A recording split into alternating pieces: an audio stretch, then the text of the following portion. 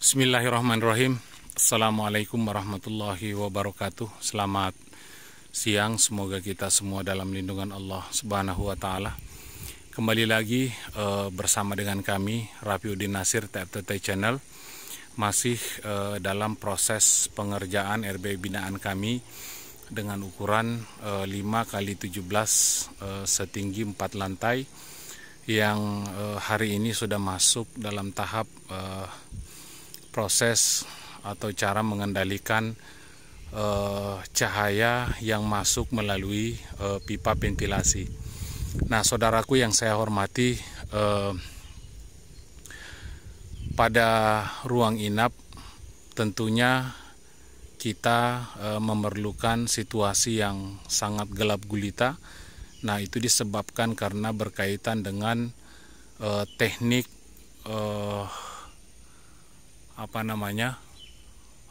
agar anakan itu tinggal di dalam ruang inap. Nah, saudaraku yang saya hormati, apa hubungan cahaya dengan tinggalnya anakan burung walet kita di dalam RBW kita? Nah, tentunya masalah ini merupakan suatu permasalahan yang sering kita alami, di mana anakan burung walet kita itu sangat jarang tinggal di dalam RBW kita. Terkadang ketika anakan itu terbang, anakan itu tidak tinggal. Dan inilah yang mempengaruhi atau salah satu penyebab RBW kita mengalami yang namanya stagnan atau burung kita tidak bertambah. Ciri-ciri RBW yang mengalami stagnan, saudaraku, adalah ketika tahun ini kita panen 20 sarang, tahun depan itu tetap kita panen 20 sarang. Mengapa? Karena anakan burung walet kita itu tidak tinggal, ya. Salah satu penyebab anakan tidak tinggal itu adalah adanya cahaya atau partikel cahaya yang masuk ke dalam ruang inap, baik melalui pipa ventilasi maupun melalui LMB. Nah, solusi inilah yang akan saya perlihatkan dan nanti saya akan demonstrasikan kepada saudara-saudara sekalian mengapa kita perlunya menggunakan pipa panjang pada bagian ujung L pipa ventilasi bagian dalam, ya.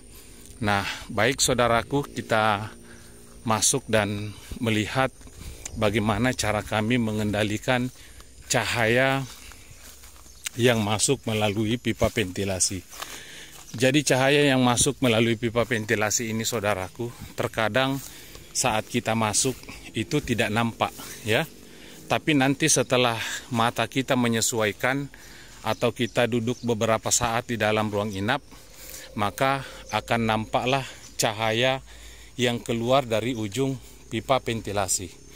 Nah, seperti inilah cara kami mengendalikan cahaya yang masuk melalui pipa ventilasi agar tidak terlalu deras masuk ke dalam ruang inap sehingga memantul naik ke atas area papan sirip, yaitu kami menggunakan pipa seperti ini, ya. Dari hasil observasi kami bahwa pipa sepanjang 1 meter pada RBW ini sudah aman untuk mengendalikan cahaya yang masuk melalui pipa ventilasi kita. Jadi kami menggunakan pipa 3 inci sesuai dengan besaran pipa yang tertanam pada bagian dinding seperti ini, ya. Nah, saat ini kami sedang melakukan pemotongan. Jadi tekniknya, saudaraku, yaitu awalnya kita ukur dulu pipanya masing-masing sepanjang 1 meter, ya, seperti ini. Setelah itu kita potong menggunakan gurinda, ya. Usahakan saudaraku dalam memilih pipa itu pilih pipa yang tidak terlalu mahal tapi teksturnya keras, ya. Nah, pipa yang kami gunakan ini adalah pipa yang merek sederhana tetapi teksturnya tidak lembek ya, yaitu tekstur keras. Nah, setelah itu kita potonglah menggunakan mesin gurinda seperti ini.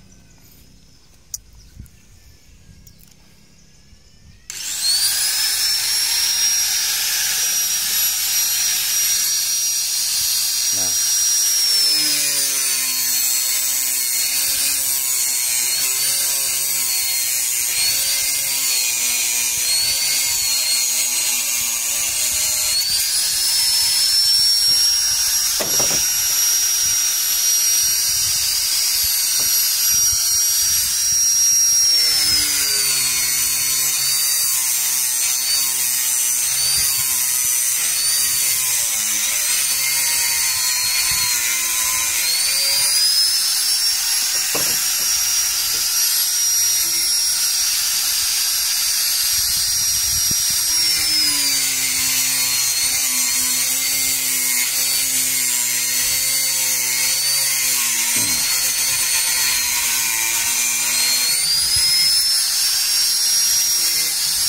Nah,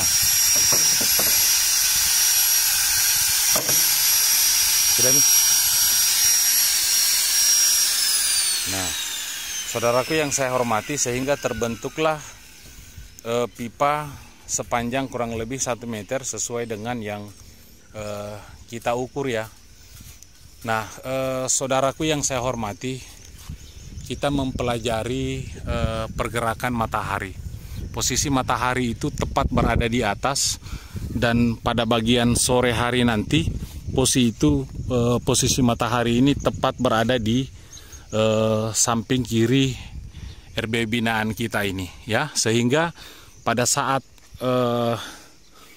kurang lebih sekitar jam 3 nanti posisi matahari itu akan menghantam dinding bagian samping kiri ini. Nah, sehingga cahaya yang masuk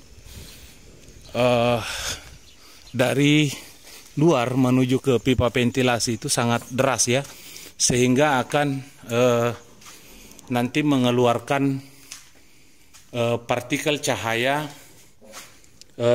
atau pantulan cahaya turun ke bawah ya. Nah, mengapa kita memasang pipa panjang seperti ini? Jadi saya akan ilustrasikan saudaraku. Jadi terkadang pada saat kita masuk RBW, kemudian kita menggunakan pipa pendek seperti ini, cahaya itu pada saat kita baru masuk itu kadang tidak nampak ya, tidak nampak oleh kasat mata. Nanti setelah beberapa saat kita berada di dalam, kemudian kita menyesuaikan, mata kita sudah menyesuaikan, maka akan terlihat pantulan cahaya itu dari luar turun ke bawah. Dan ilustrasinya seperti ini saudaraku ya. Saya menggunakan cahaya senter. Nah, kita melihat cahaya senter ini saudaraku ya. Ketika ujung pipa kita berada di atas, nah kita lihat pantulan cahayanya akan melebar. Nah, kita lihat berapa banyak pipa ventilasi yang ada di sekeliling RB binaan kita ini. Nah, seperti ini pantulannya itu akan sangat deras ya, dan akan memberikan cahaya remang naik ke dalam atau ke atas area papan sirip kita ya. Nah, tapi kalau ujung pipa ibaratkan senter ini kita turunkan ke bawah seperti ini, maka cahaya itu akan mengecil seperti ini ya. Jadi pantulan cahaya itu hanya berada di, ibaratkan hanya berupa titik saja pada bagian ujung pipa ventilasi seperti ini. Tapi kalau dia berada di atas, maka cahayanya itu akan melebar seperti ini. Nah, itulah ilustrasinya. Kita menggunakan pipa panjang seperti ini saudaraku ya, agar supaya kita bisa mempertahankan anakan burung walet kita agar tinggal menetap di dalam RBW kita.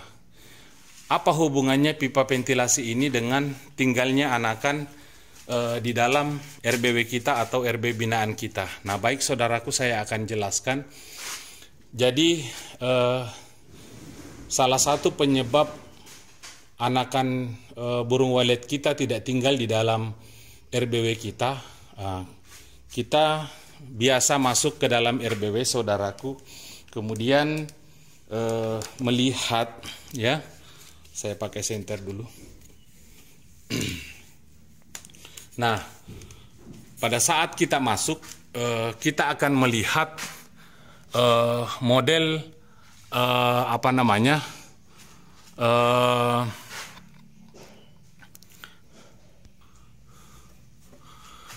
model anakan itu ada dua macam, saudaraku. Ada yang berada di atas sarang, ada yang sudah bergantung di sarang. Kalau yang berada di atas sarang itu biasanya pinyik atau baru tumbuh bulu. Sedangkan anakan yang sudah bergantung di sarang itu adalah anakan yang sudah persiapan terbang, namun belum masanya untuk terbang, ya. Namun karena burung walet itu sifatnya adalah penasaran, jadi ketika pantulan cahaya matahari sore menghantam dinding ini, kemudian akan mengeluarkan cahaya remang dari ujung pipa. Ketika pipa kita pendek seperti ini, akan memancarkan cahaya, sehingga itu akan menarik burung yang belum bisa terbang tadi untuk mengejar cahaya itu, sehingga burung itu akan terbang sempoyongan keliling, kemudian keluar dan tidak bisa masuk lagi. Ya, berbeda dengan anakan yang bergantung di sarang, kemudian menunggu saat masanya terbang, maka anakan itu akan terbang sendiri karena sudah mahir. Yang pertama dilakukan adalah mengelilingi ruang inap kita, kemudian keluar menelusuri lar, LMB, kemudian masuk lagi, dan proses adaptasi itu dilakukan selama kurang lebih sekitar 1 minggu. Makanya ketika musim anakan tiba, saudara-saudaraku akan melihat anakan itu akan berterbangan keluar masuk memenuhi LMB kita. Itu adalah anakan burung kita yang beradaptasi, ya. Berbeda kalau anakan terbang paksa gara-gara melihat cahaya, ataukah terbang paksa gara-gara kita masuk karena tidak mengikuti pola panen yang sudah kita tentukan, yaitu per 4 bulan. Maka setiap kita masuk, kita akan mendapati anakan yang masih bergantung di sarang, belum bisa terbang, dan saat itu menunggu masa-masa terbang. Pada saat kita masuk, anakan itu akan berhamburan keluar.